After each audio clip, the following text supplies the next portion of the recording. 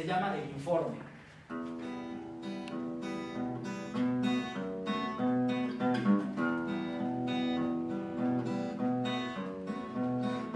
En primer lugar, la educación. Estamos en último lugar, pero ya tenemos la solución. Se trata del fútbol y la televisión.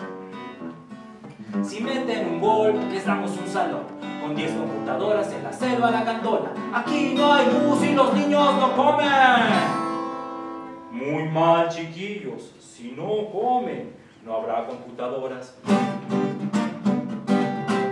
Justicia Teletón, mete gol pa'l salón. Justicia Teletón, gol por la computación.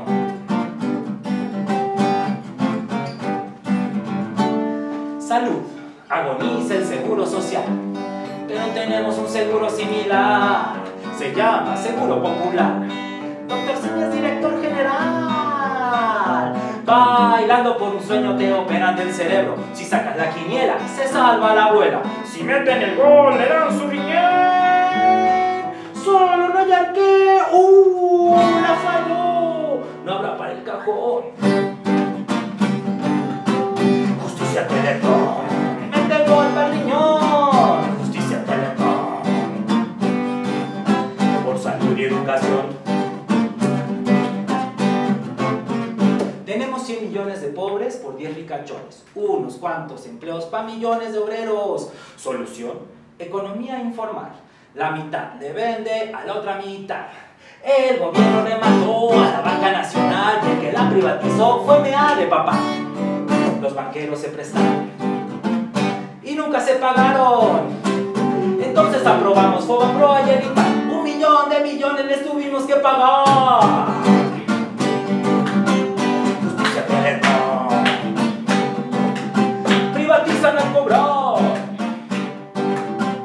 Justicia Teletón, socializan al pagar.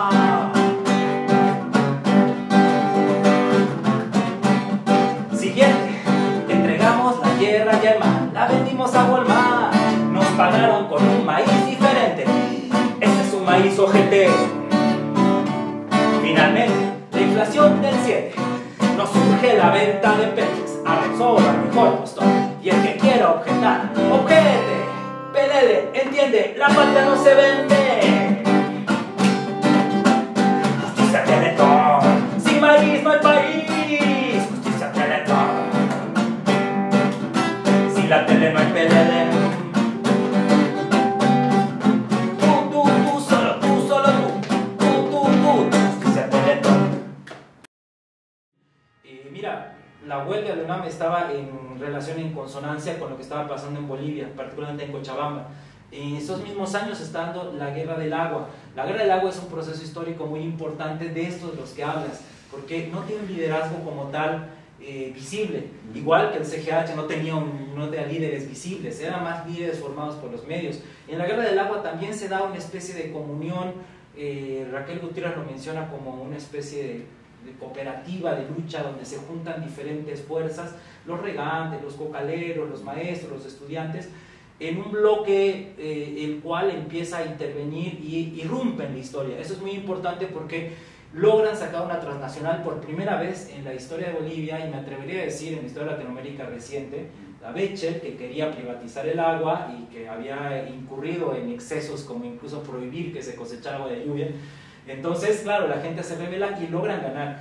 Y esa victoria popular es muy importante porque abre el boquete neoliberal por primera vez y demuestra a la gente que tiene la capacidad de poder transformar su realidad.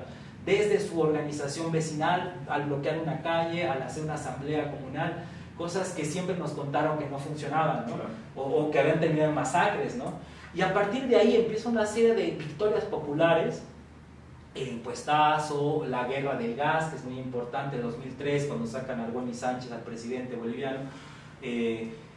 Y claro, una de esas victorias populares es la ascensión de Evo Morales. O sea, la gente vota por un dirigente indígena, por un dirigente campesino, impensable en la política boliviana hasta ese momento, pero es una victoria popular de la democracia.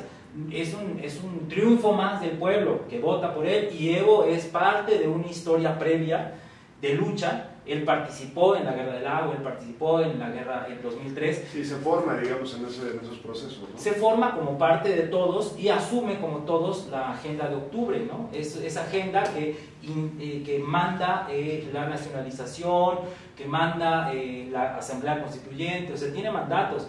Cualquiera que hubiera asumido ese papel histórico tendría que haber seguido la Agenda de Octubre, y bueno, Evo era parte de eso y la asumió, ¿no? Hay una necesidad de hacer otra política o de transformar la política cuando se dan estos movimientos, y parte de ello es la cuestión del referéndum que, digamos, García Mesa, el vicepresidente Mesa. Carlos Mesa, estoy confundido el nombre. Carlos Mesa, en su papel de vicepresidente, sí, se ve obligado a abrir consultas. Algo que en México es inaudito, que haya consultas populares, ¿no? O sea, que se ponga a votación una ley, en este caso la venta del gas, y a partir de ahí se dan distintos episodios que permiten que un personaje como Evo Morales llegue a la presidencia. Y digo un personaje porque, otra vez, si bien la fuerza popular es grande, la fuerza del racismo en nuestros países es brutal. En el caso de López Obrador lo vemos cómo se le descalifica por hablar como tabasqueño, ¿no? Claro, por no tener estudios, sí, por no haber ido a Yale o a Harvard, ¿no? Cargamos con un colonialismo en todos los niveles, ¿no? Entonces, esta coyuntura hace posible que un personaje como Evo Morales llegue al poder. ¿Qué implicaciones tiene? Porque también se llegó a hablar incluso de separación, de la media luna, intentó separarse de Bolivia. ¿Cuáles son los episodios, digamos, que permiten que Evo Morales en esta primera etapa lleve adelante un proceso tan exitoso que llega a proponer, bueno, no a proponer, a fundar un Estado plurinacional? En un primer momento la Constitución es así. Por eso Bolivia salta al escenario internacional, ¿no? Sí, mira, en realidad es un proceso histórico, no es una cuestión de azar, ni un caudillo que llega elevado del cielo, porque esas cosas no funcionan así. O sea, tiene años de gestación. Sí. Una de las gestaciones inmediatas es la elección previa a este 2005 que gana Evo la presidencia. Hay una elección previa donde él queda en segundo lugar, pero es inesperado que él quede en segundo lugar. Incluso muchos dicen que empata con Goni, pero Goni le quita la primera elección y se queda como presidente. Pero ¿cómo logró Evo llegar tan rápido, digamos, a competir y quedar en segundo lugar en esa primera elección? Lo hace porque reconocen liderazgos locales, tienen unos 3 puntos de coincidencia muy generales: antiimperialismo, defensa de los recursos naturales, defensa de la coca. Son cosas muy generales, pero que permite distinguir diferentes liderazgos regionales que se suman a un partido nuevo, un partido que simplemente son las siglas que toman de otro partido, pero de esa manera, ya teniendo el reconocimiento de los liderazgos, es que logra crecer tanto electoralmente, y 3 años después gana la presidencia con un 60 y tanto, 63%, ¿no? Cosa histórica también. Entonces se va configurando así. Eso es muy importante, conocer esa parte de la historia. También la parte de las consultas es muy, o sea, la democracia permanente, que igual se hace en Venezuela. Venezuela tiene más consultas, más elecciones que años de proceso desde Chávez, ¿no? O sea, todo el tiempo se está consultando. No es que este mito, y digámoslo de una buena vez, hablando de dictaduras, mucha gente habla de la dictadura de Venezuela, la dictadura de Bolivia. No saben que es una dictadura. O sea, que en México, a pesar de las grandes matanzas que hubo de estudiantes, la represión, no se vivió estos estados de sitio, estos exilios, estas desapariciones como en América del Sur. Lo paradójico es que en América del Sur, mismo Bolivia, la nueva generación que no vivió eso en carne propia como nosotros, se llene la boca tan fácilmente diciendo que es una dictadura, y además que hay falta de libertad de expresión, pero además lo digan en medios de comunicación, ¿no? Así, cosa que hubiera sido impensable en una verdadera dictadura, ¿no? Pero bueno, son otros temas. Yo a lo que quería llegar es, tú me preguntabas cómo surge este proceso, este sujeto histórico, ¿no? Y en el contexto además del racismo. Bueno, es dificilísimo, por supuesto que es difícil. La derecha tradicional, la oligarquía de toda la vida, nunca pensó que el Evo iba a durar más de 6 meses. Se reían de él cuando hablaba, porque no pensaban, ¿no? Pero el Evo es un político, y el Evo tenía el apoyo popular. Entonces se dieron cuenta que creció y que no podían detenerlo. Y claro, se radicalizó mucho este tema del racismo, y se fomentó la separación. Para ello hubo una incidencia de Estados Unidos, como siempre, como muchas veces en la historia de América Latina, con el embajador Philip Goldberg. El embajador venía de hacer justo la balcanización, que le funcionó muy bien a Estados Unidos en toda la ex Yugoslavia y todos sus territorios, y ese mismo embajador lo ponen en Bolivia. Y Goldberg empieza a operar con los diferentes actores de la derecha tradicional boliviana y empiezan a levantar a la gente en actos vandálicos. Lo que decía Hugo Chávez, la mecha larga, ¿no? Pequeñas acciones, esperando que haya muertos, esperando que haya represión, que hayan presos, hasta que llega un momento en el cual estalla la dinamita. Y ahí es donde vienen los medios de comunicación, CNN, los marines norteamericanos, ¿no? Como fue el golpe de Honduras, como les pasó en Paraguay. El golpe suave, ahora le llaman, ¿no? Golpe suave, ¿no? Sí. Entonces, eso fue la estrategia el 2008 para separar el país. Porque en sí los presentaban como, claro, la mayoría de la gente está contra Evo y esto es una dictadura y ya no soportamos más. Entonces se presentaba así en los medios internacionales y había enfrentamientos muy fuertes, hubo muertos en Santa Cruz, en Beni, hubo cosas muy fuertes. Sin embargo, se les dijo, vamos a hacer un referéndum revocatorio, a ver si es cierto que tienen la fuerza y si es cierto que Evo no tiene el apoyo popular. Hicieron el referendo y salieron más del 70% votando por Evo, el pueblo. Entonces ahí ya se calmaron porque dijeron, bueno, ya no podemos seguir creciendo una historia que no existe. No existe. Además hay un factor y es el manejo económico que ha tenido el gobierno de Evo Morales, ha sido exitoso. Es decir, es indiscutible que Bolivia es una Bolivia antes y después, han logrado gestionar transformaciones en la vida cotidiana de la gente. Tú estuviste trabajando particularmente en la recolección de agua. Cuéntanos un poco de ese panorama, digamos, que además es Bolivia adentro, porque pues una cuestión siempre son las capitales, ¿no? En el caso de Bolivia, La Paz, capital de facto, porque capital formal es Sucre, ¿no? De esos detalles históricos. Pero bueno, tú estuviste Potosí adentro, me parece, en este proyecto. ¿Cómo se ha dado estos procesos de transformaciones sociales en estos años yo sí me atrevería a decir de bonanza, y no lo digo yo, lo dicen los datos económicos? Bolivia es hoy día uno de los países que mejor crece. CNN Dinero le dio el premio a Bolivia como la mejor economía. El mejor manejo de deuda, o sea, eso sí. Bueno, miren, nadie lo esperara, ¿no? Sí, a ver, regresaría un poquito más antes, pero te hablaba yo de la agenda de octubre y esta necesidad del pueblo boliviano de nacionalizar sus recursos y de tener una nueva constitución. Esos dos elementos son fundamentales, son paradigmáticos, porque estamos hablando de un momento en el cual se había vendido todo, igual que está pasando en México. Entonces, cuando irrumpe Evo Morales y esta generación, con esa fuerza, deciden la nacionalización de los recursos naturales.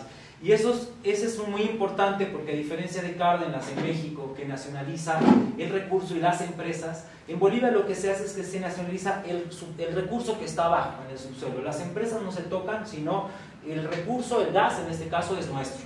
Y lo que vamos a hacer, empresas, es renegociar nuestro gas. Antes ustedes se dan el 82%, nos dejaban menos del 20%, 18%. Ahora, ¿qué les parece si lo hacemos al revés? Ustedes se llevan el 18% y dejan al Estado boliviano el 82% del impuesto que tiene este recurso que ahora es nuestro.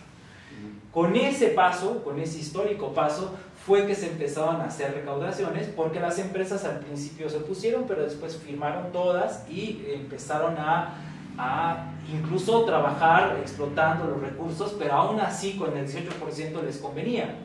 Y al Estado le convenía mucho más porque ese 82% le sirvió para hacer las políticas sociales. Esto es muy importante porque muchos opositores bolivianos dicen, ay, es que le tocó una bonanza económica por el dólar, el precio del petróleo a más de $100 el barril y tal, ¿no? Sí es cierto, hubo esa bonanza económica, pero en ese mismo momento también la tuvo México, por ejemplo. Y México, con Fox, no utilizó esos más de $100 el barril para hacer políticas sociales y bajó sus indicadores. Lo que hizo Bolivia con ese dinero de más es repartirlo a la gente vía bonos, vía regalías para los departamentos, que sean estados aquí, para las universidades, y ese dinero empezó a fluir. Y al paso del tiempo se convirtió en un incremento de 4 veces el Producto Interno Bruto del país. Por eso los éxitos económicos son indiscutibles. Hay evidentemente problemas, vamos a hablarlos tal vez más adelante, pero el hecho del desarrollo en, por ejemplo, carreteras, el desarrollo carretero que se hizo es histórico, se ha conectado a un país por primera vez, porque ese país no tenía ni siquiera carreteras de doble vía, ¿no? Entonces, bueno, Pablo, ¿Tarija ya tiene por fin su carretera o eso sí no se ha podido? Y nos quedamos con esa... Tiene. Ya tiene su carretera, sí, ya bueno. tiene su carretera. El departamento más al sur del país. Décadas, el departamento más al sur, pero además un departamento con potencia petrolífera, ¿no? Y no tiene carretera, ese tipo de sinsentidos. Sí, mira, yo te quiero contar un poco mi experiencia personal, porque en realidad todos los demás datos se pueden obtener en la computadora, ¿no? Yo cuando estaba en México todavía, el 2012, fue muy importante para mí ese año y para mucha gente, porque ese año se estaba debatiendo el cambio climático. Copenhague el año anterior había sido una reunión muy polémica, pero pasó una irrupción del movimiento social en las decisiones de la cúpula que siempre se tomaban, en las COP, en las cooperaciones de parte, las reuniones de la ONU para el cambio climático, ¿no? Entonces el 2012, el año siguiente, iba a ser en Cancún la reunión del el COP16 se llamaba, ¿no? Entonces, unos meses antes, en abril de ese año 2012, se hace una reunión en Iquipay, en Cochabamba, la Conferencia Mundial de los Pueblos, donde se reúnen más de 30.000 personas, se reúnen de más de 100 países para hacer una propuesta alternativa a lo que se estaba discutiendo en la élite. Y por primera vez empiezan a hablar organizadamente de manejo integral de bosques, de tribunal ambiental, de que tendríamos en realidad que hacer una política de reducción de contaminantes en lugar de adaptación al cambio climático, que es como el gran debate. Y entonces para mí es muy influyente eso porque estoy yo con la Comisión Boliviana, viajo, vengo, estuve en Cancún, entonces la importancia que tuvo esa conferencia mundial es que nos abrió los ojos a muchos. Desgraciadamente, cuando fue la COP16 no se logró plasmar lo que se había, los acuerdos de los pueblos, nos dejaron fuera, esa es la palabra, y en esa reunión de COP16 se oficializaron los bonos de carbón y todos los mecanismos de flexibilización, los mecanismos verdes, que no es otra cosa que coimas, que mordidas, que hace el primer mundo para seguir contaminando y que nos paga para que nosotros nos adaptemos a este mundo de 2 grados más caliente. Entonces, eso es muy importante porque ahí es donde yo empiezo a trabajar el cambio climático y tal. Ese 2012 también lo recuerdo muy bien porque fue el último informe de Calderón y unos meses antes de que termine me hice una cancioncita, entonces voy a hacer esta cancioncita para un poquito de color